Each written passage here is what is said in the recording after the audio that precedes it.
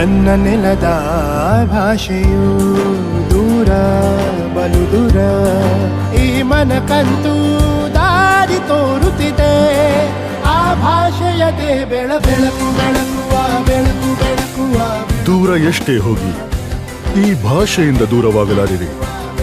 ವಿಮಲ್, ನಮ್ಮ ಭಾಷೆ ಕೇಸರಿ.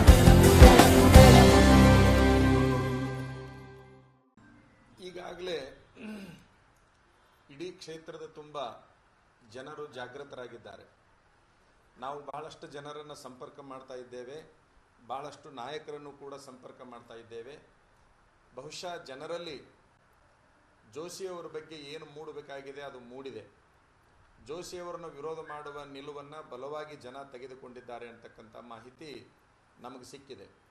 ನಾವು ಪ್ರಾರಂಭದಿಂದನೂ ಕೂಡ ಜೋಶಿಯವರನ್ನು ವಿರೋಧ ಮಾಡುವ ನಿಲುವಿನಲ್ಲಿ ನಮ್ಮ ಹೋರಾಟವನ್ನು ಪ್ರಾರಂಭ ಮಾಡಿದ್ದೇವೆ. ಅದು ಈಗೂ ಕೂಡ ಆ ವಿಷಯಕ್ಕೆ ನಾವು ಬದ್ಧರಾಗಿದ್ದೇವೆ. ಜೋಶಿಯವರನ್ನು ಸೋಲಿಸೋದೇ ನಮ್ಮ ಧರ್ಮಯುದ್ಧ ಅಂತಕ್ಕಂಥದ್ದನ್ನು ಇಂದೂ ಕೂಡ ಹೇಳಲಿಕ್ಕೆ ಇಚ್ಛಪಡ್ತೇವೆ ಅಂತಕ್ಕಂಥದ್ದು. ಬಹುಶಃ ಜೋಶಿಯವರು 20 ವರ್ಷ MP ಆದ ನಂತರದಲ್ಲಿ ಏನು ಕೆಲಸ ಮಾಡಿದರು ಅಂತಂದ್ರೆ, ಲಿಂಗಾಯತ ಸಮಾಜವನ್ನು ತುಳಿಯುವಂತಹ ಕೆಲಸವನ್ನು ಮಾಡಿದರು, ಲಿಂಗಾಯತ ಲೀಡರನ್ನು ತುಳಿಯುವಂತಹ ಕೆಲಸ ಮಾಡಿದರು. ಹಾಗೆ ಬೇರೆ ಬೇರೆ ದಲಿತರನ್ನ, ಕುರುಬರನ್ನ, ಇತ್ಯಾದಿ ಮರಾಠರನ್ನ, SSK ಸಮಾಜದವರನ್ನ, ಬಹುಸಂಖ್ಯಾತ ಸಮಾಜಗಳನ್ನು ಅವರು ತುಳಿಯುವಂತಹ ಕೆಲಸವನ್ನು ಮಾಡಿದ್ದಾರೆ. ಯಾರು ಅವರನ್ನು ಬೆಳೆಸಿದರೋ ಅವರನ್ನೇ ನಾಶ ಮಾಡುವಂತಹ ಬಹುದೊಡ್ಡ ಸಾಹಸವನ್ನು ಮಾಡಿದರೆ ಹೊರತಾಗಿ ಯಾವುದೇ ಥರದ ಕ್ಷೇತ್ರದಲ್ಲಿ ಅಭಿವೃದ್ಧಿ ಕಾಮಗಾರಿಗಳನ್ನು ಅವರು ಮಾಡಲಿಲ್ಲ ಅಂತಕ್ಕಂಥದ್ದು.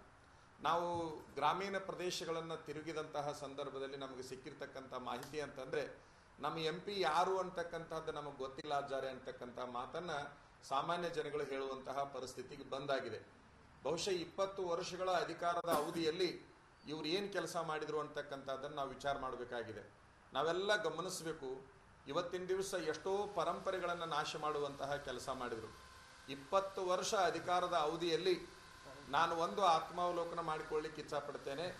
ಈಗ ಅವ್ರ ಹಿಂಬಾಲಕರಿಗೆ ನಾನು ಪ್ರಶ್ನೆ ಕೇಳಲಿಕ್ಕೆ ಇಚ್ಛಪಡ್ತೇನೆ.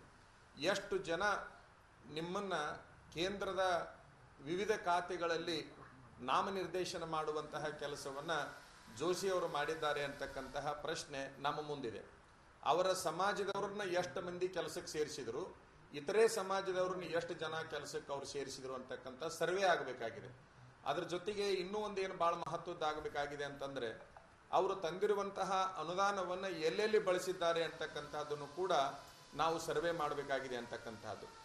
15 ವರ್ಷಗಳಿಂದ ಇಲ್ಲಿರ್ತಕ್ಕಂತಹ ಕೆಲವು ವೀರಶೈವ ಲಿಂಗಾಯತ ಮಠಗಳಿಗೆ ಮತ್ತು ಇತರೆ ಧಾರ್ಮಿಕ ಸಂಸ್ಥೆಗಳಿಗೆ ನಾವು ಅನುದಾನವನ್ನು ಕೊಡಬೇಕಂತ ಬೇಡಿಕೆ ಇಟ್ಟಾಗೂ ಕೂಡ 15 ವರ್ಷ ಕೇವಲ 5 ಲಕ್ಷ ರೂಪಾಯಿ ಅನುದಾನವನ್ನು ಕೊಡಲಿಕ್ಕೆ ಆಗದೇ ಇರುವಂತಹ ಇಂತಹ ದುರ್ಬಲ ಕೇಂದ್ರ ಸಚಿವರನ್ನು ಈ ಕ್ಷೇತ್ರದಿಂದ ಬದಲಾವಣೆ ಮಾಡಬೇಕಂತಕ್ಕಂತಹ ವಿಚಾರದಲ್ಲಿ ಎರಡು ಮಾತಿಲ್ಲ ಅಂತಕ್ಕಂಥದ್ದು.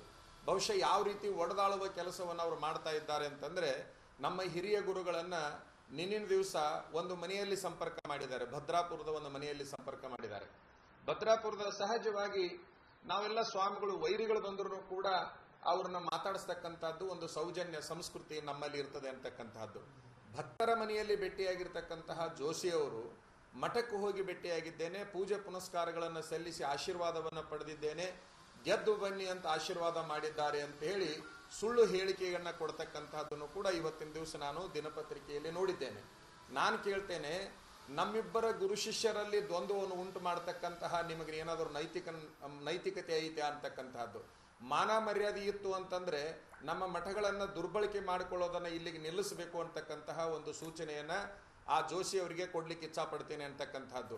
ನಮ್ಮ ಸಮಾಜದಲ್ಲಿ ಒಡಕುಂಟು ಮಾಡಿ ಗೆದ್ದು ಬರ್ತೇನೆ ಅಂತಕ್ಕಂಥ ನಿಮ್ಮ ಹುಚ್ಚು ಸಾಹಸಕ್ಕೆ ನಾವು ಈಗಲ್ಲ ಭವಿಷ್ಯದೊಳಗೂ ಕೂಡ ಉತ್ತರ ಕೊಡಲಿಕ್ಕೆ ಸಿದ್ಧರಾಗಿದ್ದೇವೆ ಅನ್ನುವಂತಹ ಮಾತನ್ನ ಈ ಸಂದರ್ಭದಲ್ಲಿ ಕೇಂದ್ರ ಸಚಿವರ ಗಮನಕ್ಕೆ ನಾ ತರಲಿಕ್ಕೆ ಇಚ್ಛಪಡ್ತೇನೆ ಅಂತಕ್ಕಂಥದ್ದು. ನಮ್ಮ ಹನಿಯ ಮೇಲಿನ ಭಸ್ಮದ ಮೇಲೆ ನಾಮವನ್ನು ಹಚ್ಚುವ ಕೆಲಸವನ್ನ ಯಾವ ಕಾಲಕ್ಕೂ ನಾವು ಸಹಿಸೋದಿಲ್ಲ ಅಂತಕ್ಕಂಥದ್ದನ್ನು ಕೂಡ ಈ ಸಂದರ್ಭದಲ್ಲಿ ಹೇಳಲಿಕ್ಕೆ ಇಚ್ಛಪಡ್ತೇವೆ ಅಂತಕ್ಕಂಥದ್ದು. ನೀವು MP ಆದಾಗಿನಿಂದ ನಮ್ಮ ಕ್ಷೇತ್ರದಲ್ಲಿ ನಮ್ಮ ಸಂಸ್ಕೃತಿ ನಾಶ ಆಗಿದೆ, ನಮ್ಮ ಪರಂಪರೆ ನಾಶ ಆಗಿದೆ, ನಮ್ಮ ಮಠಗಳ ವ್ಯವಸ್ಥೆ ನಾಶ ಆಗಿದೆ, ನಮ್ಮ ಸಮಾಜದ ನಾಯಕರ ಅಧಪತನ ಆಗಿದೆ. ಇವು ಎಲ್ಲವುಗಳನ್ನು ಕೂಡ ಗಮನದಲ್ಲಿ ಇಟ್ಟುಕೊಂಡು ನಾವು ಹೋರಾಟಕ್ಕೆ ಬಂದಿದ್ದೇವೆ ಅಂತಕ್ಕಂಥದ್ದನ್ನ ಈ ಸಂದರ್ಭದಲ್ಲಿ ಸಾರ್ವಜನಿಕರ ಗಮನಕ್ಕೆ ನಾವು ತರಲಿಕ್ಕೆ ಇಚ್ಛಪಡ್ತೇವೆ ಅಂತಕ್ಕಂಥದ್ದು.